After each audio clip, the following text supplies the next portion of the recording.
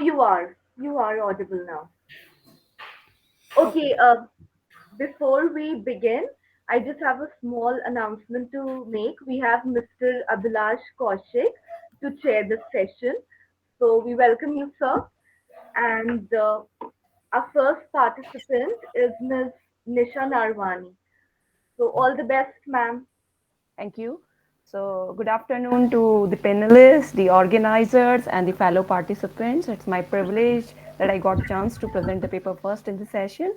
And to introduce myself, I'm Mrs. Nisha Narwani. I'm assistant professor at RAIT, that is Ramroa Adik Institute of Technology in DY Patil University, Navi, Mumbai.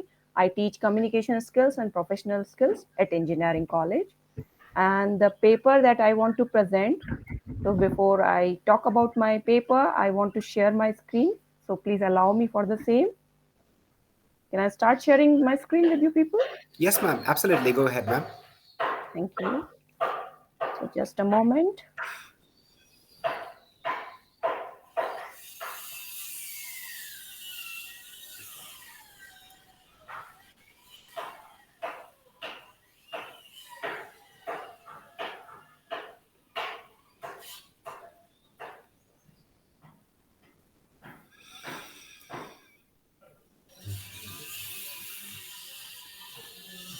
Okay, so is my screen clearly visible to you people? Yes, ma'am. It is visible. Okay. You can So, present. so the title of my paper is Celebration of Chaos, a Postmodernist Study of Manto's Toba Singh. So, what is the objective of this paper? To find out the traits or characteristics that make the story Toba Singh a story of postmodernism or postmodern. So, before I begin with talking about all the traits that make the story postmodernist or postmodern story, I like to give a brief introduction to the writer of the story, uh, Saadat Hasan Manto. So Saadat Hasan Manto was a very, very famous writer, playwright, author, born in Ludhiana in British India, and after the partition, he has been shifted to Pakistan. Saadat Hasan Manto is acknowledged as one of the finest writers whose writings are having enough potential to cause a stir and unstable very foundation of so-called civilized society, even in the contemporary. So that's the, we can say, essence of his writing, that still the stories have relevance.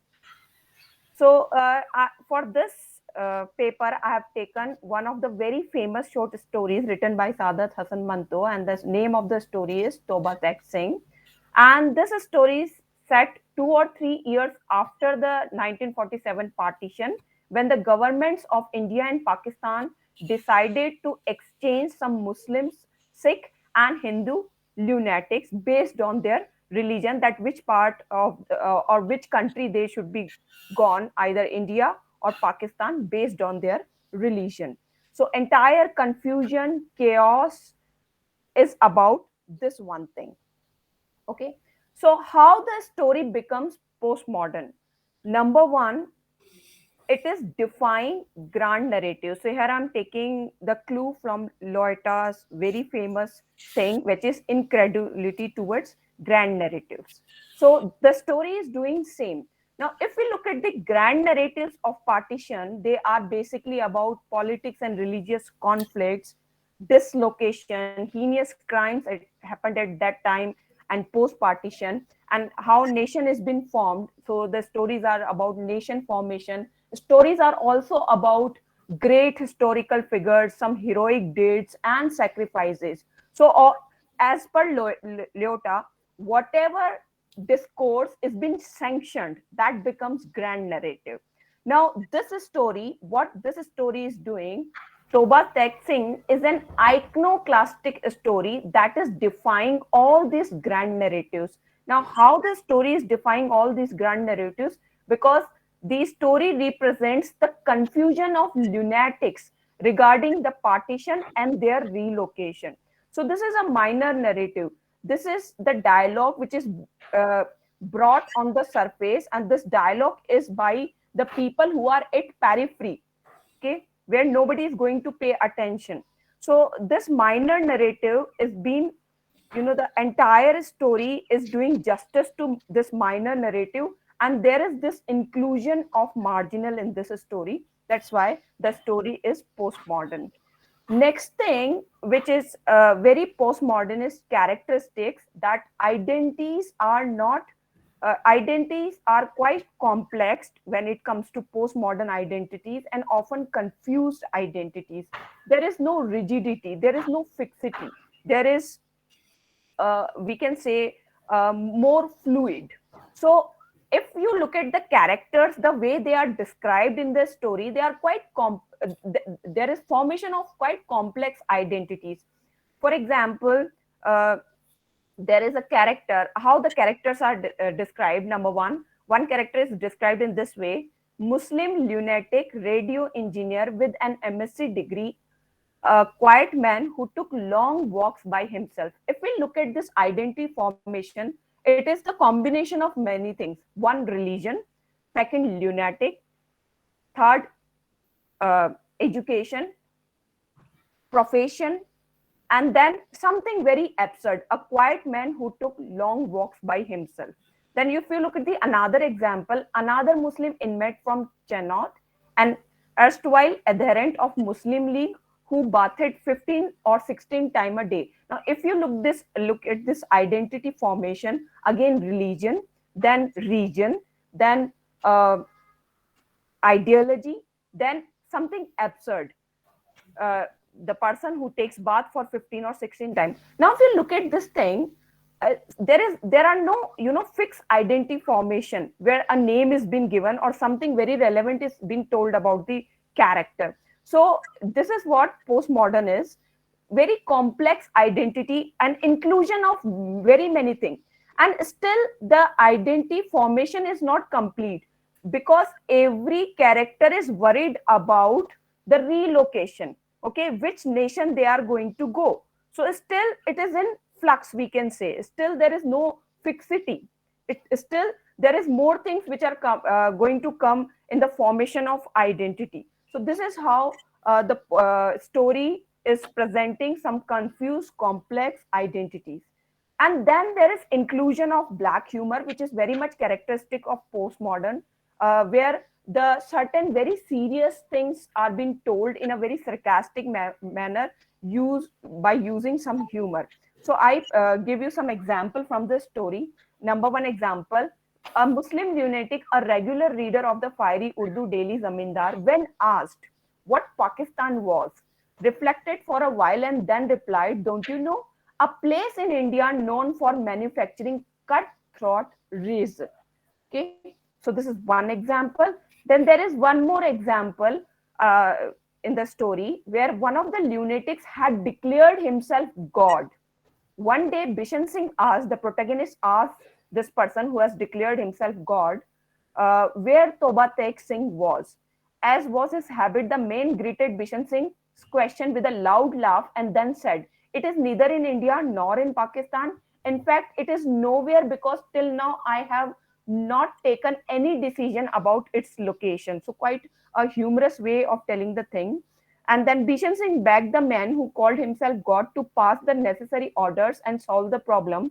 But God seemed to be very busy with other matters. At least Bishan Singh's patience ran out, and he cried out in his gibberish, "Upar de gur gur the annex moong the dal, Guruji the Khalsa and Guruji ji fateh, bole so nihal sat sri akal." And that means, "You don't answer my prayer because you are a Muslim God. Had you been a Sikh God, you would have surely helped me." So look at the way such a serious thing is being kept, right? And that too in a very humorous way. And this is how black humor is used many a time in the story, which is very much a postmodern characteristic. And then there is one thing more in the story, which is called carnivalist. Now this term has been coined by Mikhail Bakhtin, a Russian philosopher. And what is carnivalist? Carnivalist is basically, if you like to understand in layman's language, it is subversion of hierarchies, where the authority and the orders are discarded. Now, what happens in carnival for a moment or two? there is subversion of authority. That means a king plays baboon's role and a baboon's or the joker plays king's role. Now same is happening in this story. If you look at the story with deeper aspect, you will see that the lunatic asylums become the place where more sane questions are asked by the insane people, that why this partition has been taking place and why we are being relocated on the basis of religion. So these are the same questions which are asked by the insane people. Now look at the subversion, that who is more mad, the people inside the asylum or outside the asylum to take such absurd decision. So this way the story is a beautiful representation of carnivales where the subversion is being enjoyed and celebrated in such a humorous way. Then there is also challenge to fixity, which is one more characteristic of postmodernism. And if we look at the story, uh, make the lunatics, they simply refuse the idea of one nation state because they keep on asking question about it, and that's the nature of postmodernism. The postmodernism poses a lot of questions. Okay, so there is one symbolic instance that happens in the story at the end. Lunatics running in all the direction at the same time. Sorry, is my time over? No, ma'am. 2 minutes or more. Okay, okay, thank you, You thank have you. 2 minutes more. Okay, okay, I continue. I'll finish it Yes. off. So at the end of the story, there is one symbolic thing that is happening. Lunatics running in all the direction at the time of exchange at the borders of two nations suggest the refusal to get into fixed identities, that I belong to India and that person belong to Pakistan, right? So it is a very postmodern notion that you don't want to fix your identity to one nation state, and that's very symbolic. And then the best characteristic which is there in the story and which makes it ultimately postmodern, that is playing with the chaos, right? So what the story is doing, the story is postmodernist because it plays with the chaos generated from problem and never tries to provide a solution to it. So nowhere a story is providing any solution to this problem of partition or relocation or the things which are based which are happening on the basis of religion. So nowhere a solution is provided, and that's the very much postmodern characteristic. And second thing, postmodernism does not provide resolution of crisis, rather it raises question on the same, and the story is doing it throughout. The story is not directly engaging with the actual problem, rather it is playing with the entire idea of partition and exchange of people. So nowhere it is directly said that this is very a lamenting fact that this partition has happened and this much loss has happened to people. It's throughout playing with the idea of partition and this absurd exchange of people based on their religion. And then there is one more notion which I liked about this story very much: unfinalizability. That is no closure to it. Okay, and that's again a very postmodernist idea. There is no closure in the story but an open-ended invite for more narration of same sort, where you know dialogue from marginal has been brought into the center. The story exposes the problem and does not try to provide any logics, enlightenment, cause, and closure. And that's quite a postmodernist characteristic. And there is final point, there is collapse of system, which is again very much postmodern. How? Now let me give you one example. Language is the biggest system provided to human beings because we can't express outside the language, but this system is also getting broke in the story. How? Language is reduced to gibberish. When the protagonist is saying anything, he's saying into some gibberish. There is no meaning to that gibberish. So that means the biggest system ever provided to humans, that is language, is also breaking down in this story. Okay, and this is what he's saying throughout the story: upar de gurgur the annex something something. And this is the image courtesy, and thank you very much for listening very patiently. Thank you. Thank you, Nisha, ma'am. Uh, we have the session open for discussion. I would love to hear some comments from the participants. Please feel free to share your viewpoints.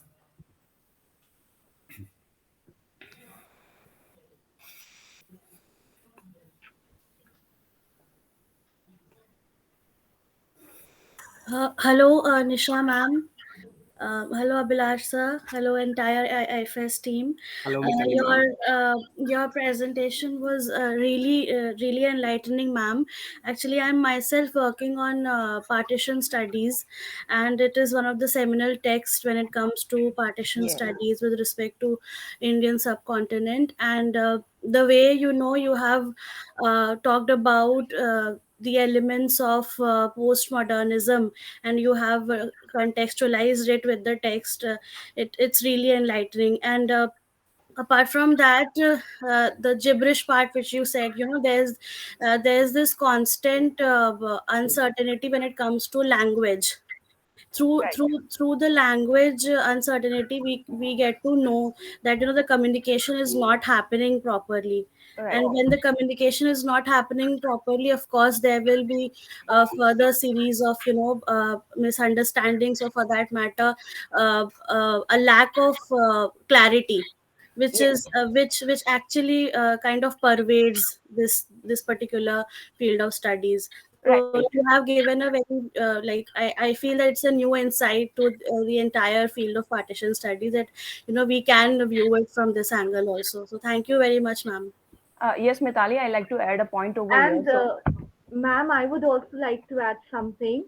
Uh, this very beautifully you took up this communication part, right? What we see is that the context in which the story is set, the partition context. I mean, what was happening wasn't something very logical, right, killing people brutally, and we were engaging in it. So just to show that we really, as humans, we take pride in the fact that we communicate, or we can communicate. But just saying that, how futile is it? I mean, when this communication cannot help us to stay together, then what's the point? So this fact, particularly the communication part that you took up, it's actually it was a very I mean, it was very beautifully taken up. okay. So, if Vilas sir allows me, I like to add one Absolutely, more point. ma'am. Please go ahead. Go Yeah. ahead, ma'am. Okay. No worries. The thing is, what Mitali said is really right. That gibberish part where there is unclarity with it, uncertainty with it, Hmm. but there is one aspect that is it is open for multiple interpretation, Hmm. and that's the beauty of the entire story. It can be interpreted in multiple ways, the way the gibberish can be interpreted, because that gibberish has been given by the protagonist, and it can be interpreted in multiple ways, and that's how the story become postmodern. Okay, open for multiple interpretation, but there is no lament about it. Okay, rather celebration, because humor has been added. Okay, Hmm. somewhere, no direct humor, but the black humor, where sarcasm is also involved in the same. And ma'am, to add to what you were saying, the last part where you said something is absolutely brilliant in terms of understanding how fragmented the entire write-up is. Right, And whenever we read Toba texting, the first thing that comes to our mind is it is purely post-colonial rather than post-modern. And there right, have been numerous research papers which have already been written taking into account of the fact of the identity crisis in terms of post-colonial theory. But then to study it from the angle of post-modern or post-modern theory as such, I think it is not only a new attempt in order to understand the text, but also at the same time it is something which is really inherent, because partisan literature or something written by Toba Singh or written by Sadar Hassan Manto for that matter is always post-colonial, inevitably. yes, And to be understanding it in terms of language, to be understanding it in terms of carnivalex, as you have rightly said by Bakhtin, all these are some kind of angles which has a structure, and I really like that about you, man. In your presentation there is an organized whole which you don't generally see in a general write-up, in a general research papers. I have been watching all the presentations since yesterday, and I have not missed a single presentation till now. And not many presentations are as well structured as yours is. So I am oh, really that's happy great to compliment. listen to Thank you, you. ma'am. Thank You you. have done a really good job, ma'am. Thank you. Thank you. Thank you. All right, then shall we move ahead, Aisha? Yes, sir. I would like to announce the list of participants in their order. Yes, sure. Okay, so we are done with Ma'am Nisha's presentation. Second, we have Miss Nidhi, followed by Miss Mehar Jahan Bushra, then Mr. Mohammed Shafeer. After that, we have Miss Parsh Vyas, his presentation, and then we have Mr. Vijay Kumar's presentation. Also, following that, we have Miss Maithili Bhattacharya's presentation and Miss Noble Palyad's presentation as well. So we have 8 more presentations to go. Also, I would like to mention one more thing. Uh, At the close of 10 minutes, I will ring a bell, and then at the close of 12 minutes, I will ring another bell. So please try to conclude your papers by then. Thank you. Miss Nidhi? Miss Nidhi present today, sir?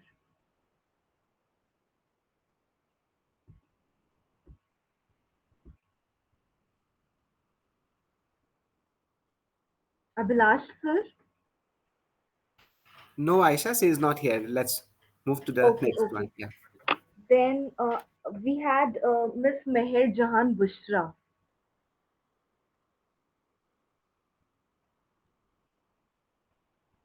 Miss Mehar Jahan Bushra? I guess she's not here as well. She is here. I'm sorry to intervene. I can see Yeah, her name here. but she isn't responding. Wait, let me write it in there.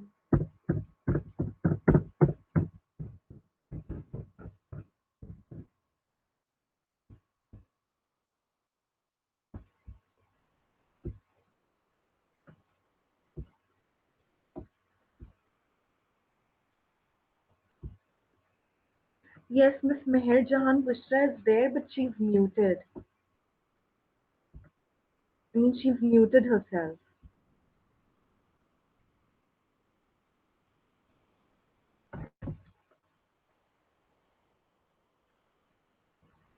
Abhilash, Abhilash, sir? Yes, Aisha, I'm trying to get in touch with her. Okay, okay, in contact.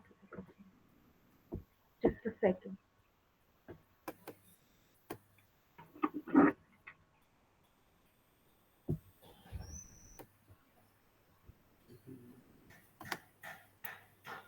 I think what she has done is just joined the session and has left, I think. Let's move ahead. We can have a presentation later as well.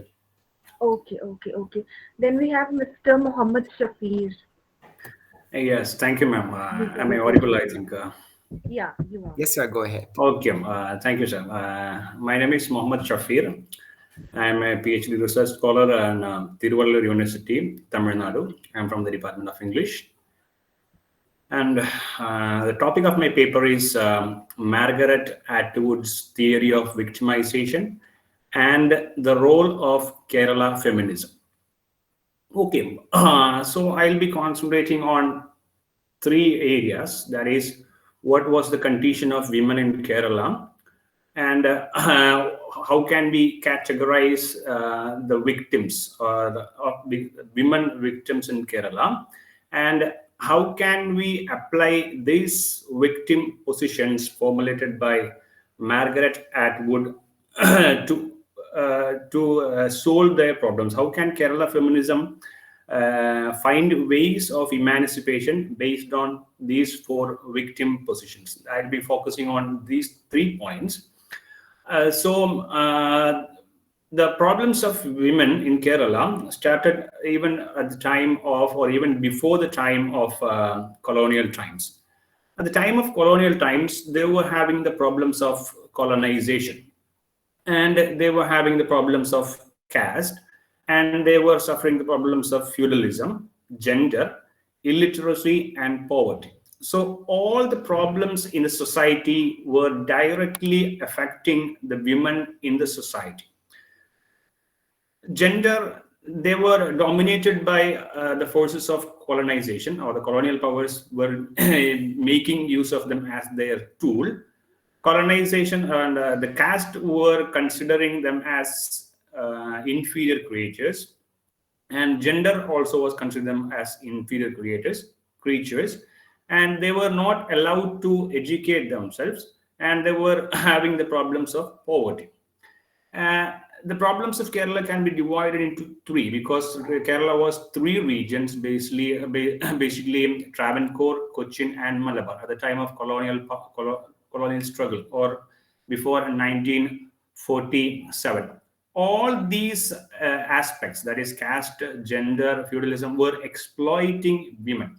For example, the caste was telling the women, irrespective of their caste hierarchy, they were not allowed to wear their upper clothes. Even the lower caste were not allowed to wear upper clothes, and the upper caste women were not allowed to expose themselves, or they were not giving exposure to the mainstream society. For example, the Nambudiri women in Kerala, they were the highest caste. They were not allowed to go out without a security and a retinue. And the retinue will be making some sounds to keep away the lower caste and other people. But if any lower caste happen to see this upper caste women, they will be making some sounds like Kande, which means I saw you. Then naturally the upper caste women will be outcast. She will be expelled from her own home, and she have to live with the other lower caste men in their huts or hovels, with all these problems with which they are not unfamiliar. They are not familiar with. So this was the condition in the colonial times. They were facing many problems, and the feudal lords thought that the soil of the tenant, the women, or belonged to them. They were outcast in the daytime, and these feudal lords were searching for the women in the nights. So these barriers of caste was a nonsense in the night, and it became it was making sense for them in the daytime. So these were the conditions of problems of the women in the colonial times. But after the liberation of the nation, the Kerala people began to enjoy the benefits of education. And the regions called Travancore and Cochin were very progressive. The rulers, the state rulers, were very progressive at the time of colonial times, and they were giving the provisions for education for some women. And they were better conditioned in the state of in the matter of literacy. But this region of Malabar was very backward in literacy and all these educational amenities and provisions. But after the liberation, the people began to educate themselves, but there was the problem of poverty. There was no caste system, but there was caste consciousness. Consciousness is still remaining in the society of Kerala, like many other societies, many other states. So that the problems of women began to solve. Mainly, there was no challenge of colonial powers, and caste system was abolished by law. There was caste consciousness, but feudalism also got wiped out from the society. But there is the problem of gender. So in this time, I'm trying to categorize the victims, or those who face the problems, into four categories. The present women, or even after 70 more years of independence, at the present time, the women in Kerala have attained many benefits. But how to solve the other problems, other challenges of women, based on the victimization theory of Margaret Atwood. Margaret Atwood, we know that she is from Canada. She's a thinker, and she's an intellectual and a writer, novelist. And she got many prizes and accolades, including the Booker Prize. She, in her book, The Survival, which is an epoch-making literature, non-fiction, and in her book, she divides the whole victims into four positions. The first position is the victim failed to realize that I am a victim. That is the denial of victimhood, or ignorant about victimhood. In Kerala, in the present Kerala scenario, or the atmosphere, the illiterate, that's a minority, illiterate women, and the tribal women we belong to this group. they are not much exposed to the mainstream society. They have the problem of poverty and illiteracy, and literacy is slowly sneaking into their lives now, but they are not able to mingle with the mainstream language because they have some tribal languages.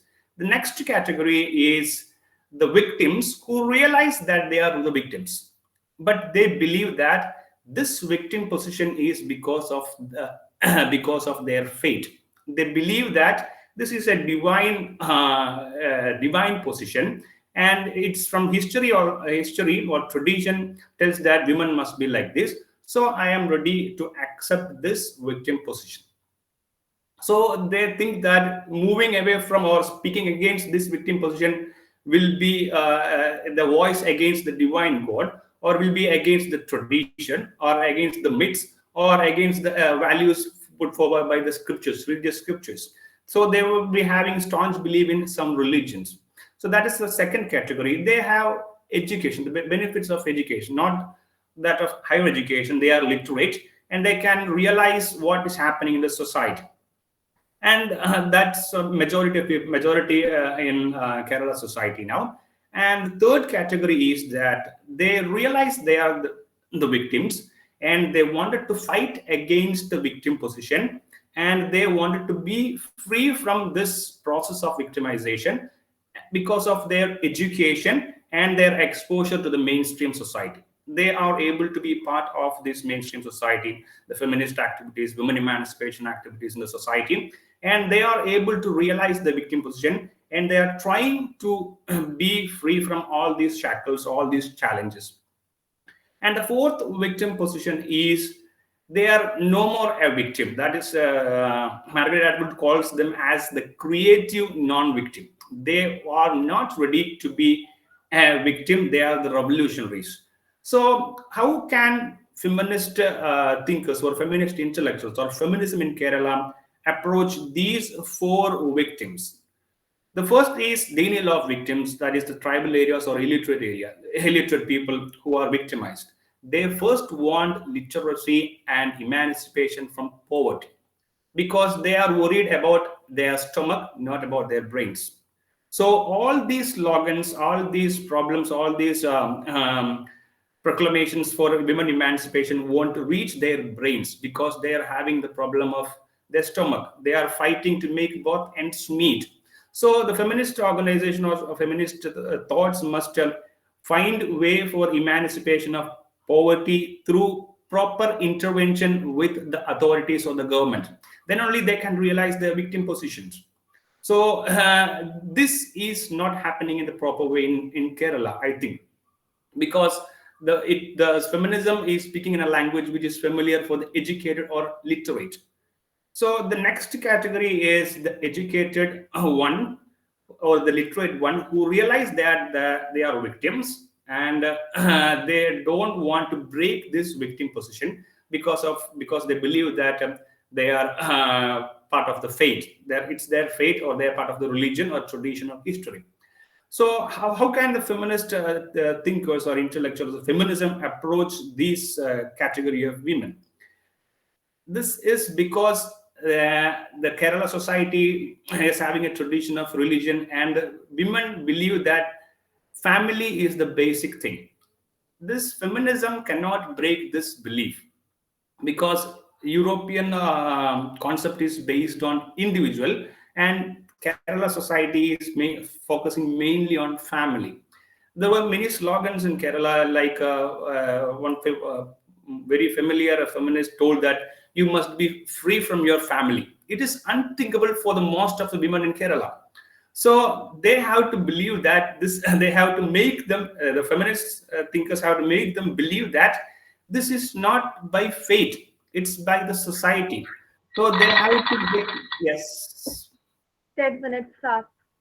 Okay, ma'am. Okay, ma'am. So Just they 2 have to minutes make them more. believe that this is not by fate, and religion is not saying to be victimized, and religion is misinterpreted by the crooked clergy to make you as a victim forever. So they have to get the main religious idea, or true religious ideas, or a true version of tradition, history, or fate to emancipate or to change their condition from um, this victim position. And the third one is they know that they are victims and they want to change their victim position. This feminism just have to support them because they are aware of their victim position and they don't know the way to emancipate. Just a feminism have to give this tips to emancipate, the ways to emancipate or to liberate them from this victim position. And the fourth one doesn't want any support from feminist organization or individuals, or feminism don't want to interfere into their life. They just want to be a part of this movement because they are not a victim, they are revolutionaries and they are not creative non-victims. In this way, feminism can intervene in the lives of these victims in Kerala, women victims in Kerala, and through these ways, the emancipation of women in Kerala can be made into a reality. Thank you, sir. Thank you. That's all. Thank you so much, Shafeer. The house is open for discussion. Yes. As I see, most of any comments, suggestion from our dear participants? Women, and I'm talking about feminism, and I'm from Kerala, and Kerala is very. So we have taken up a really interesting topic, because to talk about feminism from someone from Kerala is really interesting in terms of the idea in general. Yeah, thank you. Because I'm from Kerala, Kerala is always in the discussion. That's true. Sometimes in controversies. So, and the way you have portrayed Atwood to be someone delineating inherently into the idea is really great. But thank you. So I like to have some discussions. Any suggestions, any critical comments, critical ideas coming in from anyone? Because I stand. Let us have a good discussion, because these conferences are the platforms where we can hone our skills in terms of having great discussions. Let us have a good discussion.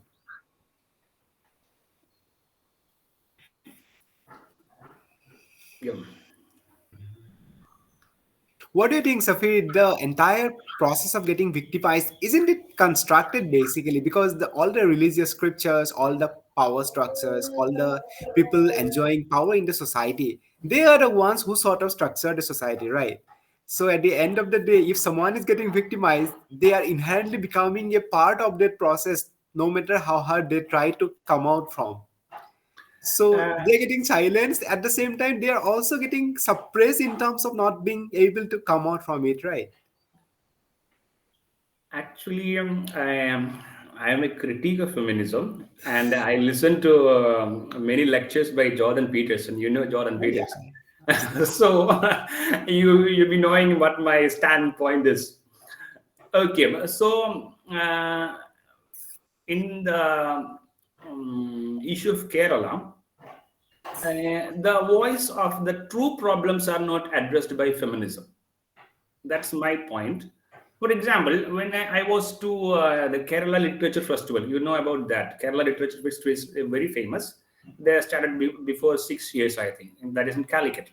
And there was a discussion on feminism. And the entire discussion was only one theme. That is removing the tail of the name, husband's tail, name tail from the name. This is how feminism gets portrayed in a way. Yeah, there is the difference between practical feminism and academic feminism. So majority of the women will be thinking that I don't have even time to realize my name. Nobody is calling me with my real name. So why should we think about removing my husband's or father's name tail from my name? And they were discussing about this is a liberation, this is the creation of identity. I was wondering how this is affecting the problems of common women. And this feminist organization or thinkers are speaking in a way which is most unfamiliar to the common women who are suffering. So the real problems, and when there is an issue based on some domestic violence or some rape, all these agencies are woken up. They will be in the media, and they wanted to. They are all basically the power structures in a way. Then. Yep. Sorry, sir. Pardon? They are basically the power structure which will sort of pervade the entire atmosphere, but then they are the ones who will rule, right? They are the ones who will have to give a voice to the voiceless then. Power I don't believe in the dominance of men. I told you because I am a fan of Jordan Peterson. Uh, I don't believe in the idea of dominance of men. Usually, we will be discussing about the problems the women are facing in the houses, and the work they are done in their houses. But nobody is talking about the hardships or the problems of men outside. How Exactly. troublesome they are, how they are working for the family. These works of men are ignored by the mainstream society, and these domestic works. There are many films, many aesthetics, or what we call creative works based on this. But this is ignored, and Shafeer, yes, ma'am. sorry for interrupting you. Really sorry for interrupting you. Yeah, no But problem. I Thank would you. like to say this, that it's very important for us to understand at this point that to get in the human dimension into picture. Yeah, For that's true. instance, right, problem of the human, right? If we will keep playing around the binaries, right? Yeah, See, neither a patriarchal society nor a matriarchal society is a balanced society, and right? you know that in the So, post-human world, feminism is no more relevant. That's not relevant, and definitely, but one cannot fully ignore that the woman has been oppressed for just being a woman, right? One cannot really one cannot really I mean, you cannot just ignore the fact completely, isn't it? I mean, yeah. then why would molestations exist? Why would rapes exist? So for being a she is oppressed because she's a woman somehow, or rather let's say that she is oppressed because she is a woman, right? Actually, So the thing is who oppressed whom. yeah, who oppressed Yeah, whom? it's not So men. It's patriarchy. yeah, Patriarchy it's is patriarchy. is Yes, I agree to that. I agree to that. is I think not it's the whole limited to nexus men. which is getting caught in a way, Yeah, Yes, patriarchy is not limited to men. The main and Uh, advocates of patriarchy in the rural Shafi areas sir, are women. this has reminded me of a quote by Bell Hooks. She says that patriarchy has no gender. yes, Absolutely. so Literally, I'm spot absolutely on. indeed, So absolutely. I So don't know. Somehow after listening to this conversation, this discussion, suddenly this came to my mind, and it actually is quite relevant to whatever I think Shafi whenever we said. listen to such talks, there are a lot of discussions which we can have on and yes, on, and and sir, these I are guess pretty we are engaging ones exceeding actually. time a little, so we will have to, Yeah, Sophie, it unfortunately was really close well the done. We all loved discussion. it. No Yes, worries. I saw we Thank you, can sir. move ahead now. Thank you. Yeah. Thank you yes. for all. Thank you. Sir, next I guess Miss Mehar Jahan is available now. Yeah, sure. We can have a presentation. Yes, Miss Mehar Jahan, Yes, ma'am, I'm here. you're here. Good enough, ma'am. Uh, ma'am, we can begin. Okay. Good afternoon, everyone. My name is Mehar Jahan Bushra. I am a PhD research scholar from the Department of English and Modern European Languages, University of Lucknow. The topic of my presentation is Unreliable Narrator and Postmodern Fiction, reading of Julian Barnes, The Sense of an Ending. So we all know this term, unreliable narrator. It denotes that a narrator whose credibility is compromised or questioned. And this particular term was coined by Vinci Booth in his book, The Rhetoric of Fiction. This very idea by Vinci Booth uh, showcases that mostly authors employ this idea because they use it as a protective device. But I found in other authors, other critics' views that it is not the case, especially uh, Ansgar Newing argument. Says, he says that Booth's work with a he tries to understand Booth's work with a cognitive theory of unreliability, uh, and he asserts that uh, it is not just the case that an author is weak with grammar and something. For example, once you both says that Tristram Shandy, uh, if what the author is doing, he is actually unable to write properly with in English grammar. So the thing is, he was committing some grammatical errors. But the thing is, it is not just the case. There are other critics like Artis. He gives the concept of unreliable narration a new dimension. He says that he looked at this concept from a genealogical perspective, that why it is originated. And if another perspective is by the critic Ansgar Newning, he just propagated it further. And what I found that why I found most relevant that uh, these critics uh, were actually uh, influenced from Friedrich Nietzsche and Michel Foucault. So the thing is, they focus more on reading and interpreting it rather than just taking it as a narrative device. So if we look at the very prominent most postmodern texts like Midnight's Children, which has won the best of the Booker Prize in 1993 and 2008. And the thing is, it has an extremely unreliable narrator called Salim Sinai. Then what I would try to argue in this particular paper, that this promising idea of unreliable narrator is extensively used in postmodern fiction, because the thing is, it is not just the author is weak or author is not efficient with grammar. The thing is, it is sometimes the demand of the text. And when we analyze this particular text, the sense of an ending, we can easily justify this concept that the text itself demands that the narrator should be should be unreliable in nature. So here I begins that this text, The Sense of an Ending, is Man Booker Prize uh, winner of 2011. It is a true exemplar of postmodern fiction and what postmodernism. It's such kind of fictions denies the authorial presence, and it puts all together the responsibility of interpretation on the reader. How we make sense of a text, what lies between the lines, it is our responsibility to find out. And this was the addition in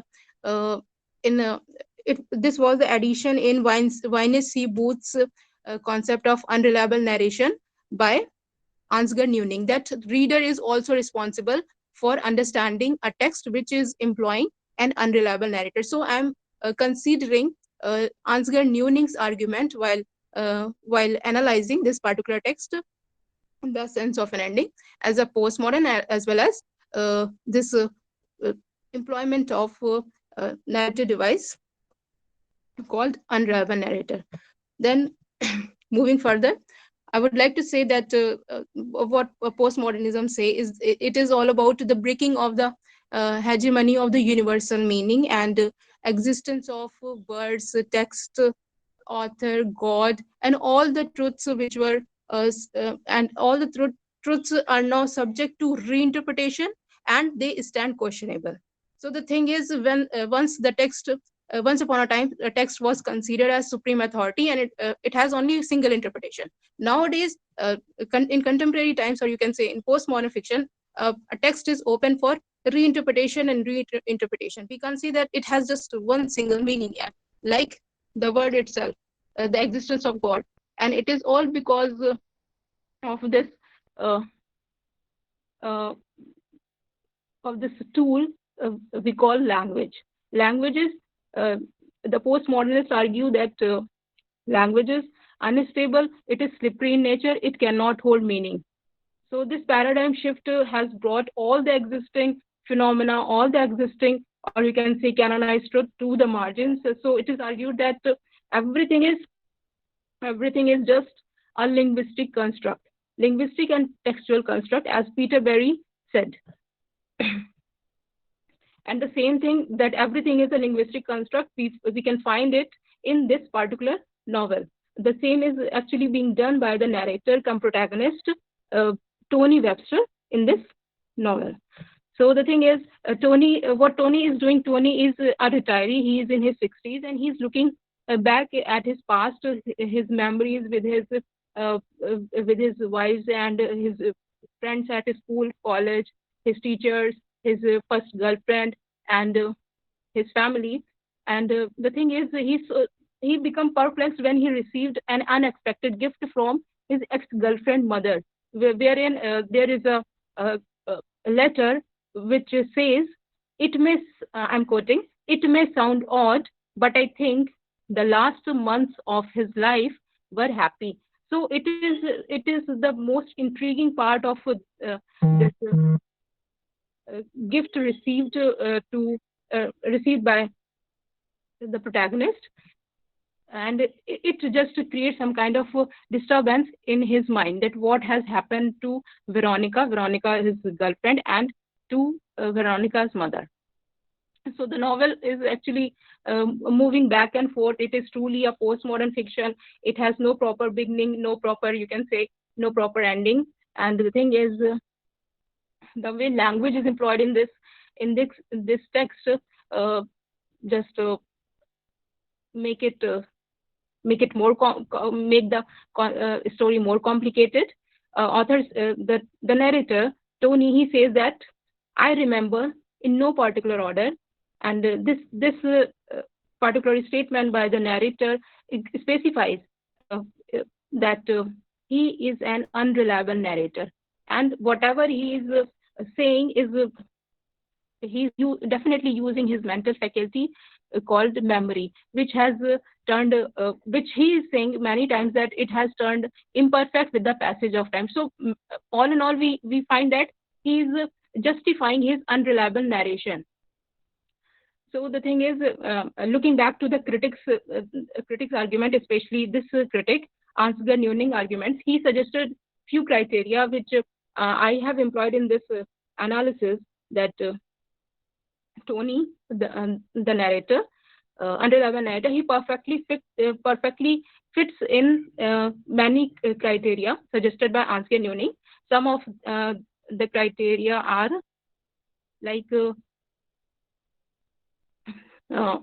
there is too much discrepancies between his narration of himself and the other characters, and then there is a contradiction between the actions and his interpretation of them, and then we find that there is a great contrast between various versions of the same event. Like, for example, he's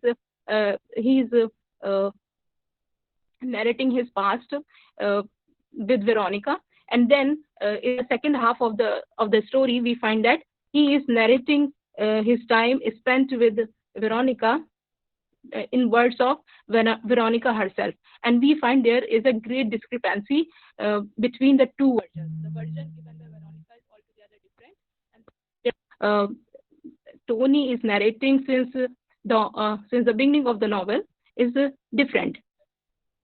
The main difference is in his narration, he is portraying himself as a very innocent guy, a very simple, sophisticated, and the girl destroyed him.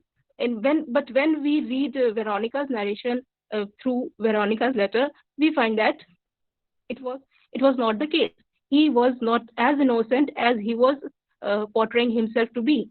Veronica was actually innocent. That's what the thing. 2 minutes more. Just Okay. 2 minutes more, ma'am. Okay, ma'am. And the thing is, when he is narrating his story, we find that just a second.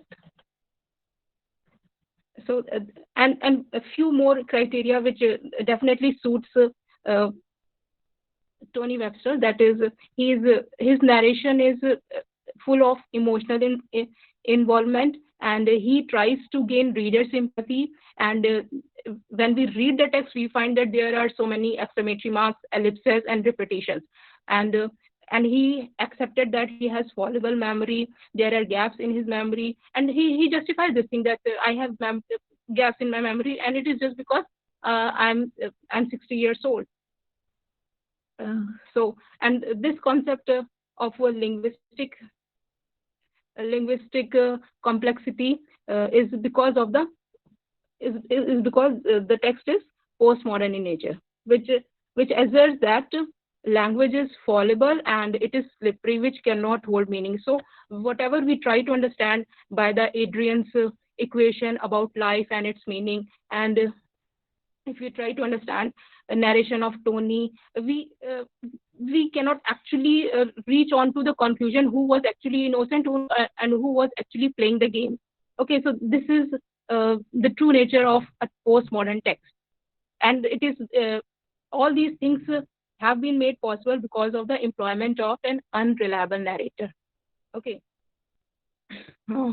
And concluding remarks would be like, I'm quoting that Tony's self-delusions here only underline the fact that he's not exactly a reliable narrator. He's not an reliable narrator. His unreliable narration is the result of his insecurities and sense of inferiority. He is afraid of being called a wicked person. Therefore, he writes his own account of the past, which will convince and give him some sense of comfort when he looks at the past. So he's trying to create a coping mechanism because his past is so messy, so disturbing. That is why he's creating narrative. He's creating stories that he was innocent. Rest of the world, rest of the people were playing game with him. But this was not the entire truth. And the novel, it offers a very deep sense of meditation on the personal history and the narrative, memory, and the mutability of the past. And this author, Julian Barnes, has emphasized that we may approach the past, we may try to understand the past, but the thing is,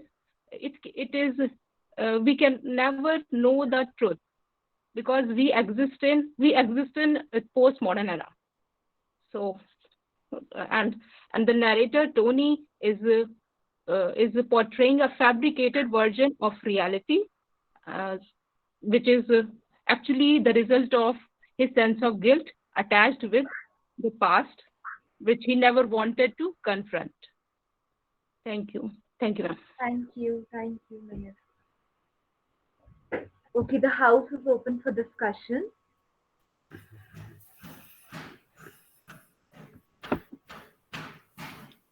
Aisha, have you noticed one thing? We have a very silent house. Yes, sir. And it's just the two of us who chirp in. Yeah, we are the one who are shouting and making some noise. Come on, everyone, please let us know your observations, your critical comments, critical ideas. Anything is always welcome.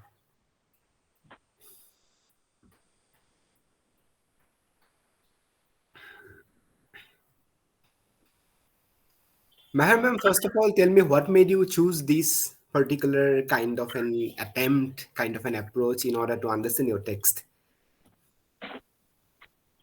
I'm sorry, sir. What kind of? What made you choose such kind of an attempt in order to understand your text, ma'am? Because you talked about language, if I'm not wrong, you talked about the fluidity of meanings, which is basically a pro-structural idea. And then you also talked about unreliable narrator, which is absolutely postmodern. You talked about some kind of the clearness of meaning as such, the lackings of some kind of coherence in the plot as well, which is again a postmodern idea. How do you sort of correlate to that? What made you attempt in such a way, ma'am?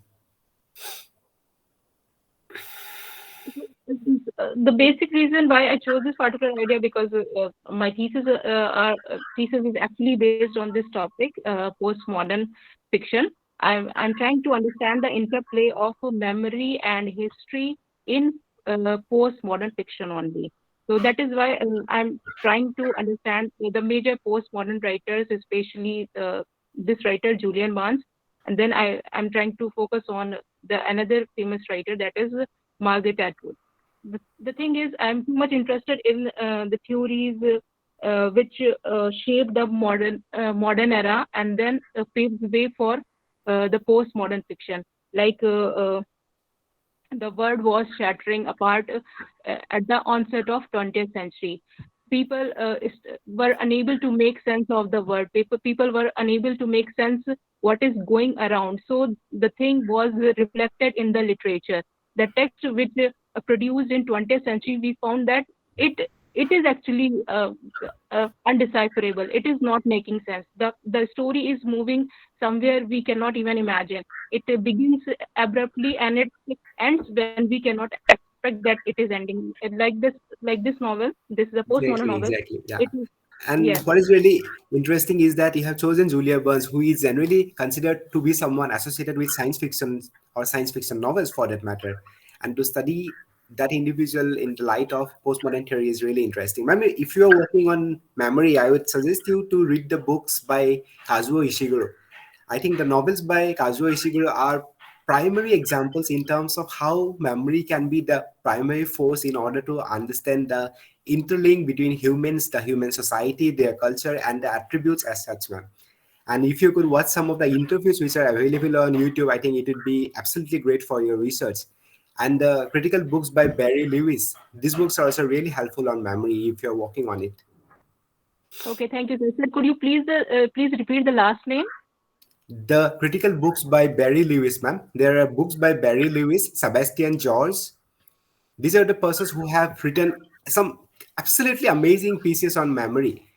And if you could read the novels by Kazuo Ishiguro, the novels like A Pale View of Hills or An Artist of the Floating World, The Remains of the Day, these are the masterpieces in terms of how memory can be something which is really, really volatile at times, but then also something which is really intricate to the human civilizations in general.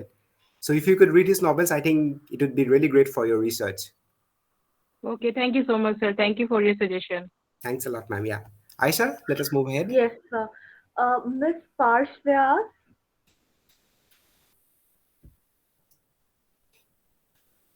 Miss Parshvya.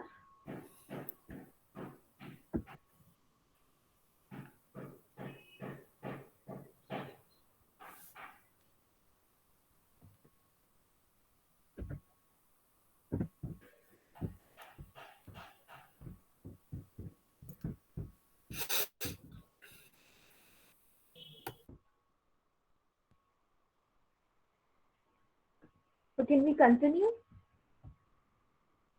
Yeah, we can move ahead. Just skip them and go to the ones who are present here. No worries. Okay. Uh, Vijay Kumar, Mr. Vijay Kumar, Mr. Vijay Kumar.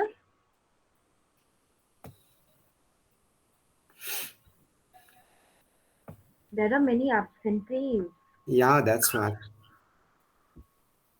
Okay. Miss Mithili Bhattacharya. Mithili ma'am, you can present now. Yeah. Okay. Hi, everyone. Hi. Good evening.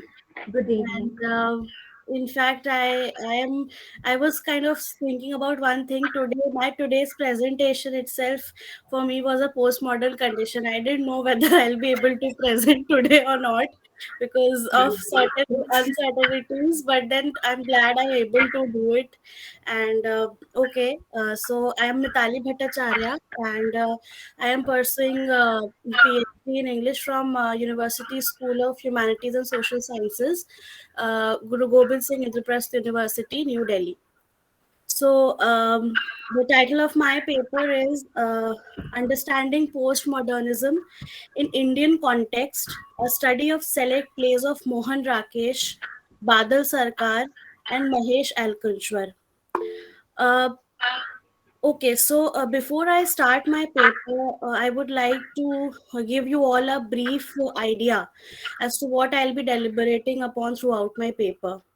So, as you all have already, noticed that the title of my paper suggests that to understand postmodernism in Indian context.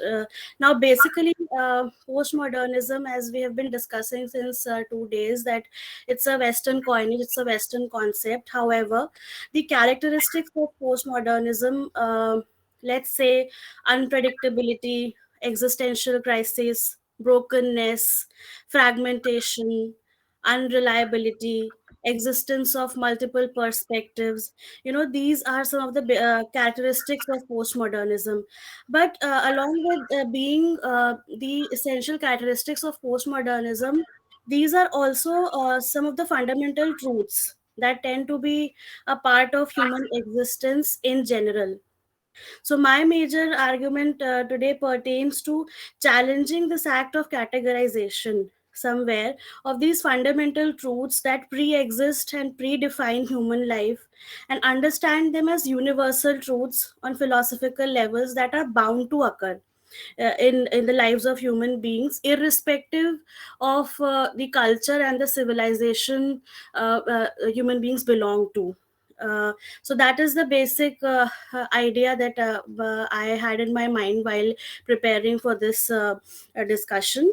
Uh, uh, and moreover, given the times that we are living in, dictated by commercialization, globalization, technological advancements, and the modern lifestyle that we all are adapting to, it is very difficult to not get indulged in the kind of existential crisis that we all are into. It's kind of indispensable of that fact. Okay, so and due to this, human beings are also in a perpetual state of emotional turmoil. They are always in a state of finding themselves, their truths, and the people around them, their truths also. And at this juncture, I'm suddenly reminded of the famous poet Nida Fasli's lines. हर आदमी में होते हैं 10-20 आदमी, जिसको भी देखना हो कई बार देखना. Now this particular line reminds me of the fact that the most inherent and most essential aspect of postmodernism is also the layered character of human beings. It's very complex to understand, and that is why it leads to uncertainty and ambiguity. So in the light of this idea, some of the most pertinent questions that I feel are important to be understood are like, whose truth is the actual truth, and whose truth is not the truth, whose truth kind of gets falsified, or for that matter manipulated, and is there any existence of the real truth or the actual truth. So on and so forth. These questions of what, how, who is doing, who is speaking, and who is being heard are one of the most important questions when we tend to understand the human condition in general. So and when we do that, then the aspect of perspective also becomes very important to understand. Like, if there are multiple perspectives, then is every perspective a kind of an extension of the other, that way.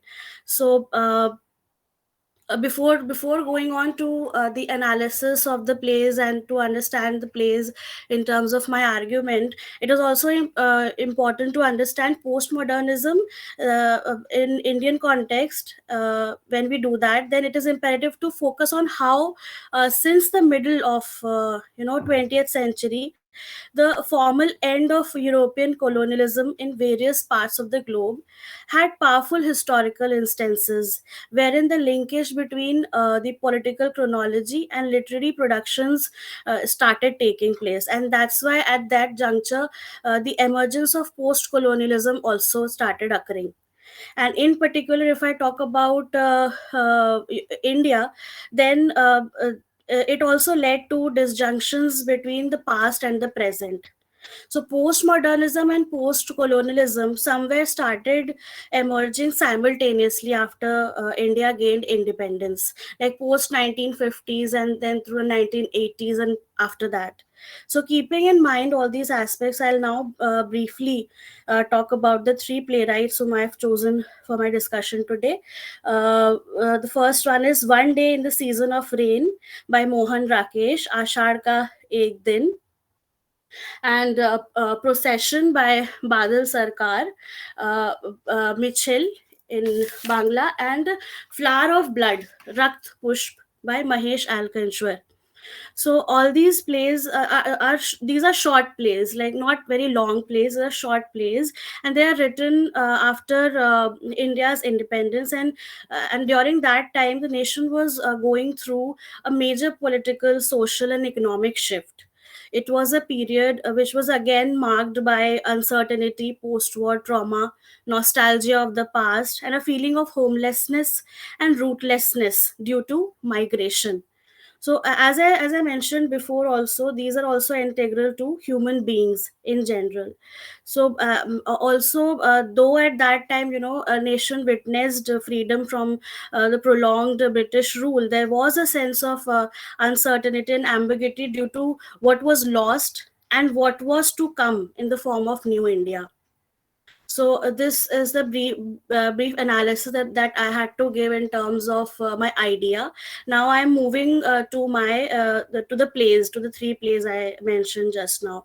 So starting with Ashar Ka Ek Din, it's a play centered on Kalidas's life, the poet, the famous poet Kalidas's life, who is torn between his love for his beloved Malika and his desire to achieve greatness in life. He leaves Ujjaini for Ujjaini in this conflicted state of mind. So again, the protagonist of the play, is in a conflicted state of mind. So what he should do and what he should not do, to be or not to be. And Malika wants the best for him, so she encourages him to go to Ujjaini. Now in the subsequent acts, we see that Kalidas has achieved fame, and he is married to a noble woman in the kingdom itself, while Malika on the other side is heartbroken and alone. And Kalidas then visits his village and with his wife, and he finds out that Malika is now a prostitute and she has a daughter.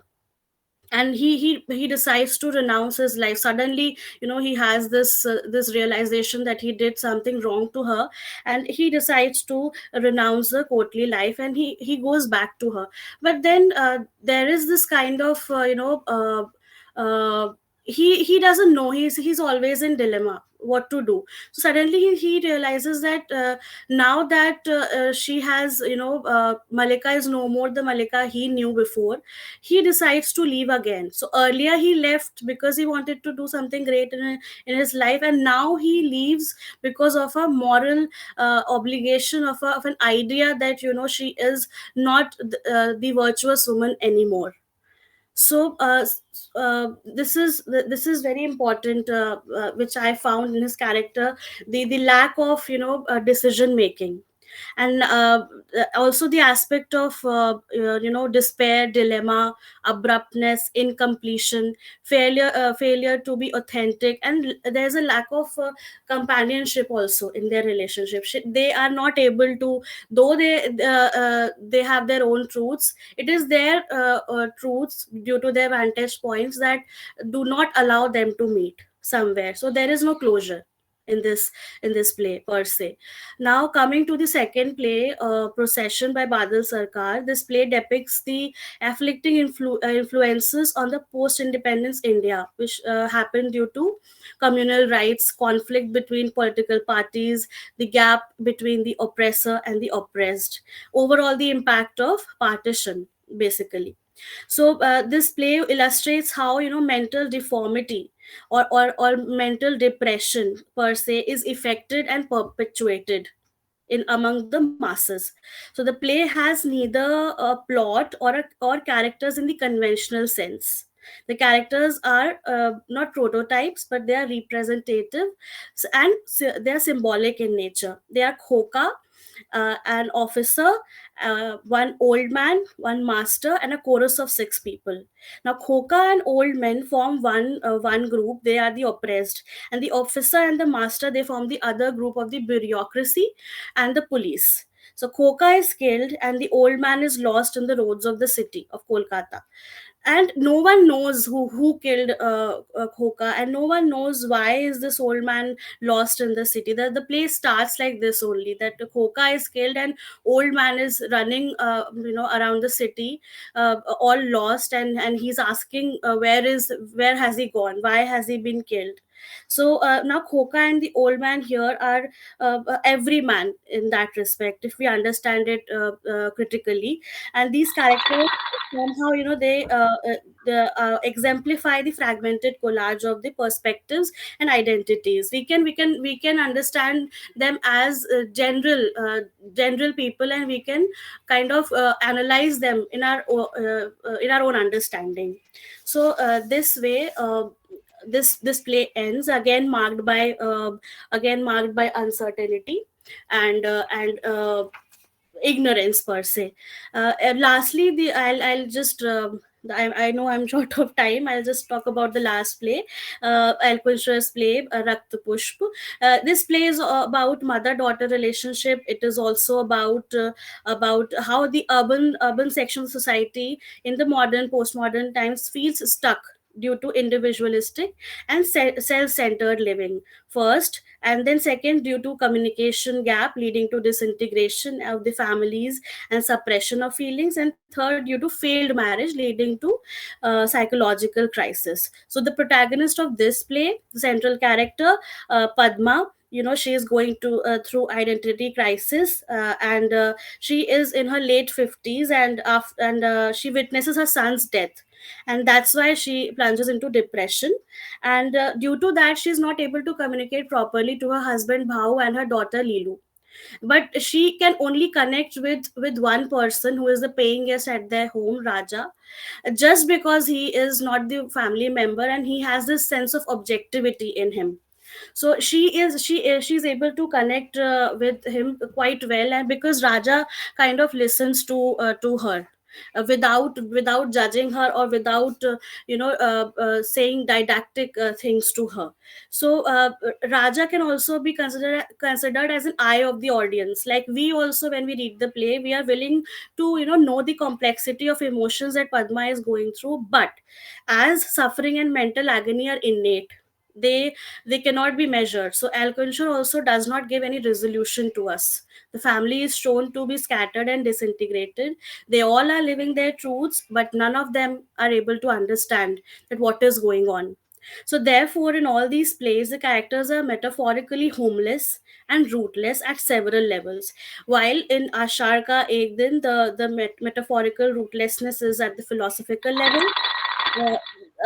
In Procession, it is at the political level, and in Rakta Pushp, it is on the gendered level. So my point has been to basically understand the concept of multiple truths, which occur due to various vantage points in terms of universality, and not as categories to be understood only through the Western lens.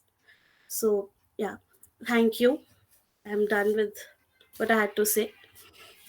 Thank you, Mithili. The house is open to discussion. Dear participants, anything from your side?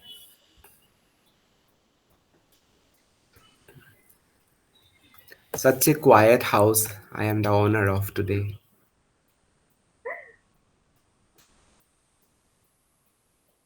Some things from anyone?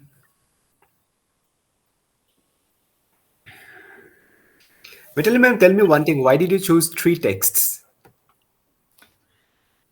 Three texts because these, as I mentioned, these are short plays, and I wanted to kind of deliberate upon three levels that I mentioned in the towards the end. That philosophical level, at the gendered level, at Gender, the political level. political level. Yes, Yeah, yes. that's true.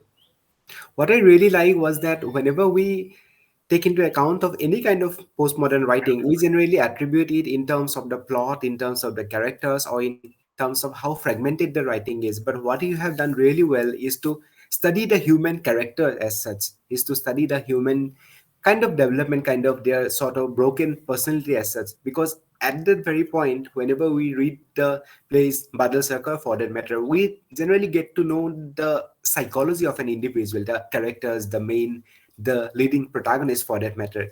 But you have made a very great attempt in order to understand the entire psychology in terms of understanding them, so that the perspective of the truth which you were talking about comes to the forefront. Because in general, considering the general tendency of the postmodern theory, we generally consider truth to be redundant. Yes, Redundant, yeah, redundant in I the sense feel that yes, we didn't have definitely. any truth for that matter. Because Hmm. truth itself is something which postmodernism vehemently criticizes. It does not believe in any kind of truth because it is all broken, it is all fragmented, it is all fissured. But then to have studied something using those kind of multiple perspectives, I think it is really well structured in terms of your attempt and also in terms of your presentation. And also one more thing, not to mention all the troubles which you have had, and even after that your attempt to present and to have done it in such a great manner, ma'am. Absolutely, you have done a very good job. Thank you so much, sir. Thank you for all the support that you and the entire IFS team has given me, and I feel that some divine intervention has happened that I could actually present today. And regarding the redundancy of truth, sir, I would like Yeah, to say that is why I mentioned in my paper also, and somewhere I believe that when there are so many truths together, and also the prevalence of power politics and also the prevalence of hierarchies, so who is actually not allowing whose truth to be out there. So that is why I feel that this is also a politics in itself, to just declare that there is no truth. absolutely. Yeah, there is a So whole structure which is getting caught in exactly, a way. exactly. So there are two propositions. Either something can be true, something can be false. Mhm. Now, what is that which is being made false? Is it being made false, or is it actually false? Who decides that? So that way, I feel that we all have our own truths. We are living our own truths. That's true, That's that's true. it. Yeah. All right, ma'am, Thank you thank you so very much. much. Okay. Thank you. Next, we have Miss Nobile Piliat. Ma'am? Am I audible? Yes, ma'am, you are. Good evening, ma'am. Good evening. Thank you. May I start? Yes, please, ma'am. Okay. Dear all, good evening. Chair of the session, Mr. Abhilash Kaushik, co-paper presenters, and fellow participants. I am Ms. Noble Epaliat, Assistant Professor, Department of English, Sacred Heart College for Women, Chalagudi, Thrissur, Kerala, India. I'm here to present a paper entitled Representations of Disability in Select Women's Writing, a Trajectorial Overview. Before getting into the ins and outs of my presentation, I would like to offer an intro to what I exactly intend to present today. First, I'll go for a little bit of theory, followed by a little bit of praxis, and finally, theory in praxis. My whole intention is to bring about a convergence among areas like disability studies, feminist theory, and gender studies. So, when these aforementioned epistemological concepts vitally intersect, we come across many a literary text exploring portrayals of disability in women's lives. And these literary outpourings have inevitably contributed to the germination and furtherance of the body of academic discipline called feminist disability studies, wherein one may come across, different perusals and close readings of delineations of disability in women's literature. Now, when you try to incorporate disability studies into feminist disability studies, we come to construe both these branches as being mutually constitutive, mutually beneficial, as they both imbibe and learn from each other. According to Rosemary Garland Thompson, This kind of incorporation does not restrict the focus to women with disabilities. It does not foreclose discussions based on race, class, sexuality, but rather help in understanding and clarifying how these systems operate together to support an imaginary norm that grants power, prestige, and privilege to that norm.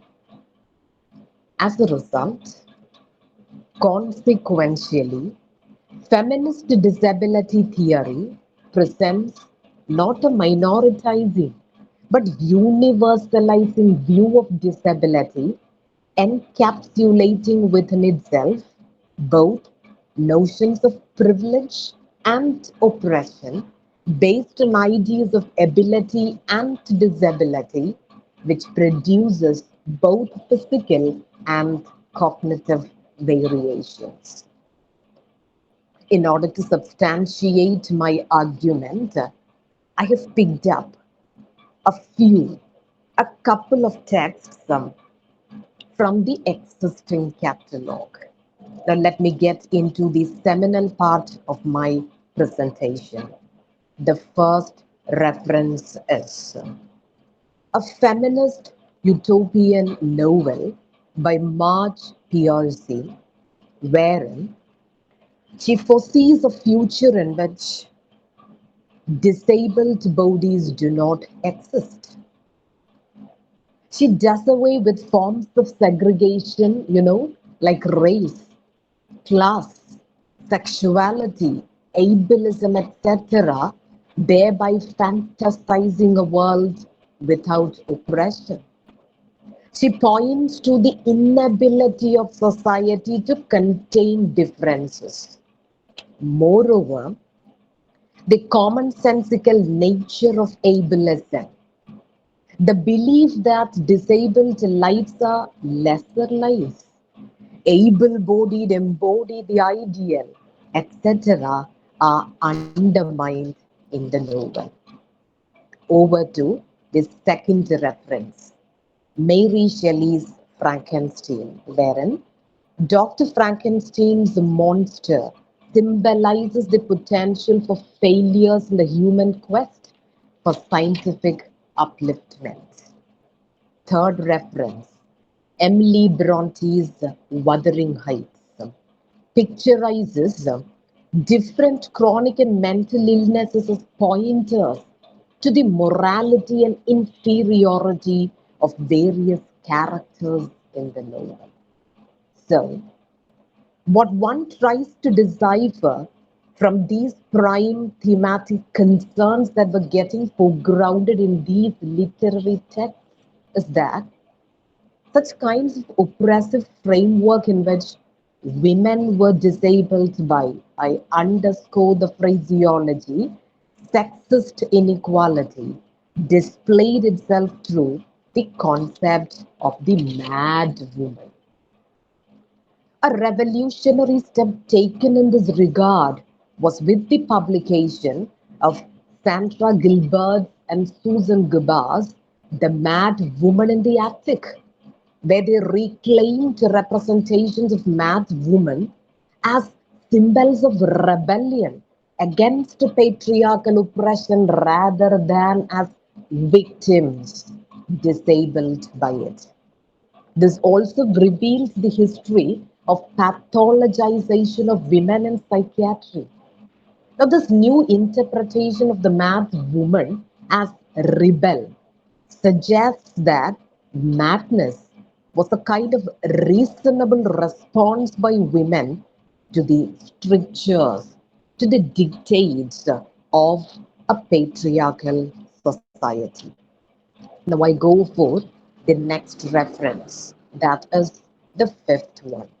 The image of mad woman appears in Virginia Woolf's A Room of One's Own, through the imaginary tale of Shakespeare's equally talented sister Judith by name, who was driven to suicide as a result of the limits Society places on her genius as the woman. And the next reference, Charlotte Bronte's Jane Eyre, where you have the depiction of Bertha Rochester, a woman who was locked in the attic by her husband Rochester. Now, over to the last reference, yet another anthologized short story by Charlotte Perkins Gilman, entitled The Yellow Wallpaper. This particular narrative presents a woman with mental deterioration locked up and confined in a room for several months by her physician husband and helps her to recover from her mental condition. Thus, through a skeptical inquiry and close readings of many a literary text, we come to understand that there are many ways in which disability studies theory can enhance analysis of women's writing. Disability remains, therefore, as an integral aspect of women's writing, both historically and contemporarily. Also, disability appears in women's literature as a metaphor not only for oppression but also for rebellion. I would like to conclude my presentation by quoting a relevant line by Byington. He argues that disability is everywhere in history once you begin looking for it. I have definitely looked for. Hope you all will also be looking for the same. Thank you. Thank you, ma'am. The house is open for discussion.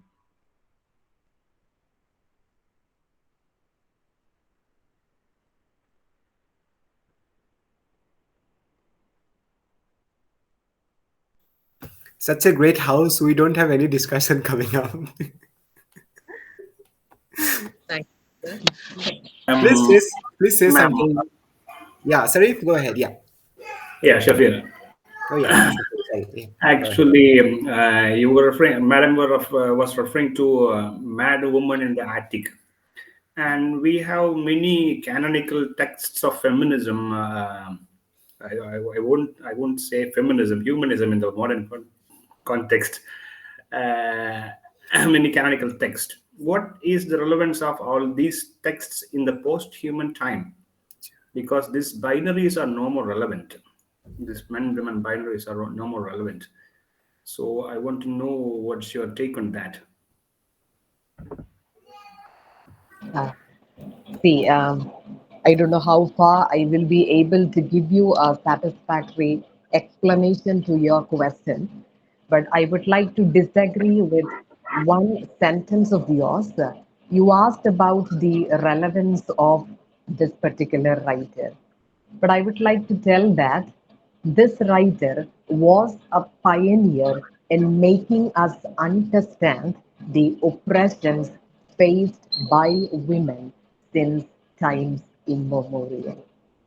We are living in a post human world, we are living in a post truth era, but we cannot discard what has been transferred to us from generations. Ma'am, may I answer that? Would like to tell Like, that this is may the I? point where tradition meets modernity. It's not about defying the tradition, but going in line with the tradition and accepting the new ideas as such. That's what I would like to contribute. I don't know how far my answer is going to create controversies in the silent house, but still, Ma'am, may I continue? I'm sure, sorry for interrupting you in between. sure. I just got very excited because the point, just clicked. Shafeer, sir, I would like to say something. This topic that ma'am picked up is pretty relevant even now, right? And this mad woman in the attic topic, which is considered redundant by many now, is very much relevant. I'll tell you how. If you look, it's a topic that will never be redundant, and I'll tell you how. Be it postpartum depression or menopausal depression that women face, they often behave. Uh, they often retaliate by shouting, and it's something that is considered pretty normal by gynecologists, right? So it is even now relevant. I mean, how would the mad woman in the attic behave? She was called the mad woman in the attic because she used to scream, Let us right? not forget the White Sargasso Sea as well, which is part of the same idea, same novel. Yeah. So I feel that it's very relevant and it will always be relevant, as ma'am said. So, like, I rest my case. Ma'am, what you have done really well is to talk about the fluidity of gender, because this is what postmodernism generally celebrates, the Exactly. yeah, the presence of all sorts of small kind of characters, kind of ideas, kind of sort of the basic attributes of general human living in general. Because at the end of the day, we don't have anything fixed, anything concrete, anything specific, anything pinpoint. And then to study gender, we do generally need something which has a base to it.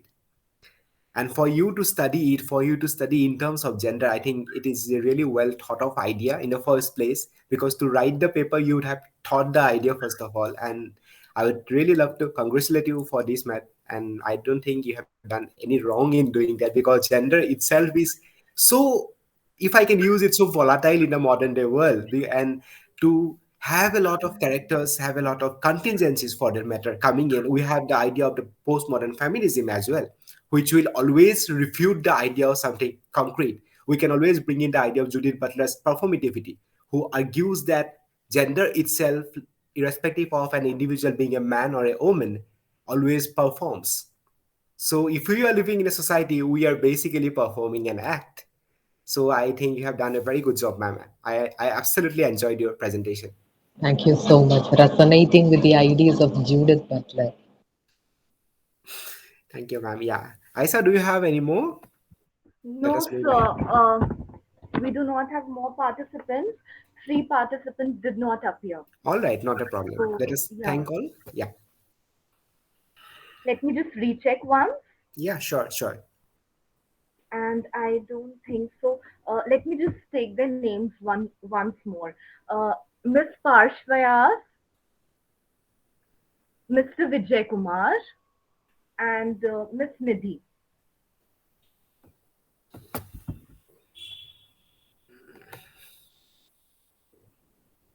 They're not here. Yeah, you can wind up Yeah. the session. Okay. Okay, sir. Okay. May I interrupt for a minute? Yes, ma'am. Yes, Sure, ma'am. please go ahead. Sure. Before leaving the slaughterhouse, which was before called as a silent house, I would like to express a brief note of gratitude to Mr. Abhilash Kaushik sir, because it was only because of you I was able to make a presentation. And I would like to quote Mithali Man to say that I was also in a post-modern condition day before. I was not able to make. I was in a state of confusion whether I would Not be a able problem, to ma'am. Not a problem. We always love to hear such discussions. We always enjoy listening to such great presentations, ma'am. And it was our pleasure. In fact, it was the entire privilege of the entire IFEST family to have listened such great papers, ma'am. We absolutely enjoyed it. Okay, I'm extremely And indebted accept to you, my paper gratitude also, Abhilash sir, once again, please. Mitali, ma'am, thanks a lot. Not a I'm problem. extremely indebted to sir for this paper presentation certificate. Thank you, sir. Sure, ma'am. Thank you a lot. Now, I will request everyone to move to